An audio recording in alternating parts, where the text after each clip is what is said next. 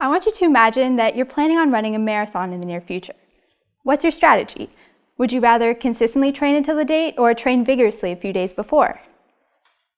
Now, I'm not a runner, and I'm sure not everyone in this room is. However, I do know the first option sounds much more reasonable than the second.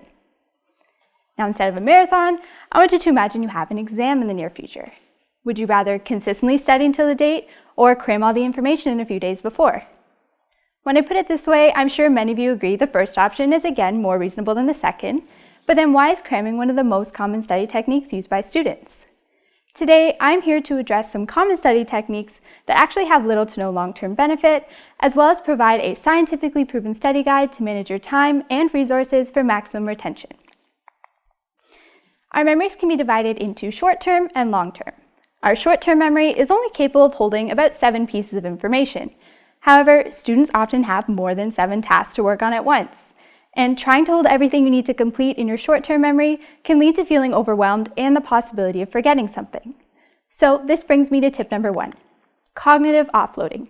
This is the action of physically transferring all the information you have in your short-term memory down, even just on a scrap piece of paper. Now that you know what you have to work on, it's now time to decide when you should complete these tasks. As mentioned in the beginning of this presentation, many of our calendars may end up looking like this when scheduling study sessions for a test. But we need to train our brains in the same way an athlete would train their body for a marathon, which brings me to tip number 2, space out your study sessions. A more efficient schedule may look something like this, with the same amount of time allocated to studying, just spread out over several days. This graph is called a forgetting curve, which was first introduced by Erman Ebbinghaus, and it shows the rate at which information is lost over time when in our short-term memories. As you can see, cramming the night before a test will allow you to remember about 80% of the information the next day, which may seem okay. However, if not reviewed in successive study sessions, this information is slowly lost over time. So this shows how cramming does not allow information to be transferred into our long-term memories.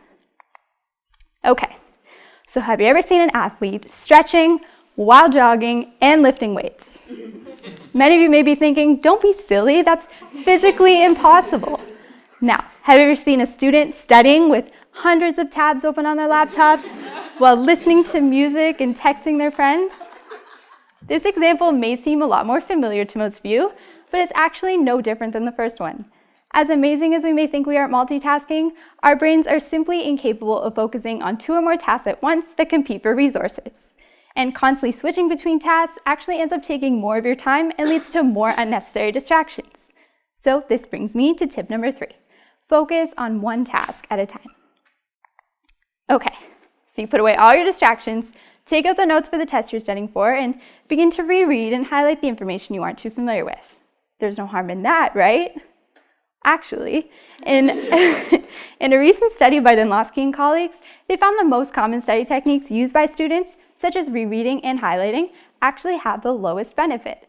So why do students use these techniques? These are called repeated exposure methods, and students prefer them because they lead to a feeling of fluency and fast learning. However, a trade-off of these methods is that they also lead to fast forgetting.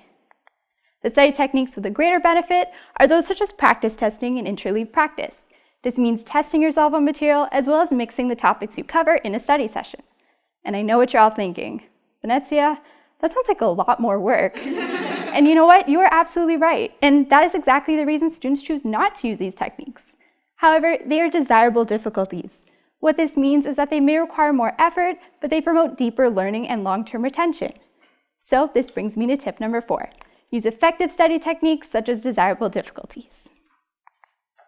Since these techniques require a lot more effort, it's essential to maintain focus during your study sessions. After about 60 to 90 minutes of productivity, we start to digress from the task at hand. We can combat this by using tip number 5, take regular study breaks.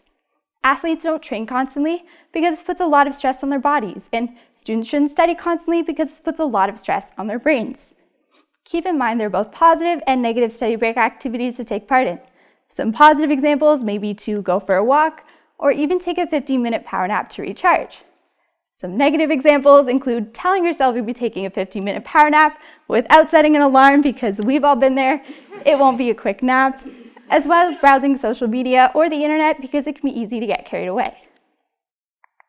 As coursework piles up, it can be really tempting to fall behind and rely on repeated exposure techniques and cramming to study, but I really encourage you all to plan ahead from now on and follow this guide, which will hopefully give you all the tools you need to cross the finish line and receive the grades you desire, all while retaining the information you learn in the long term.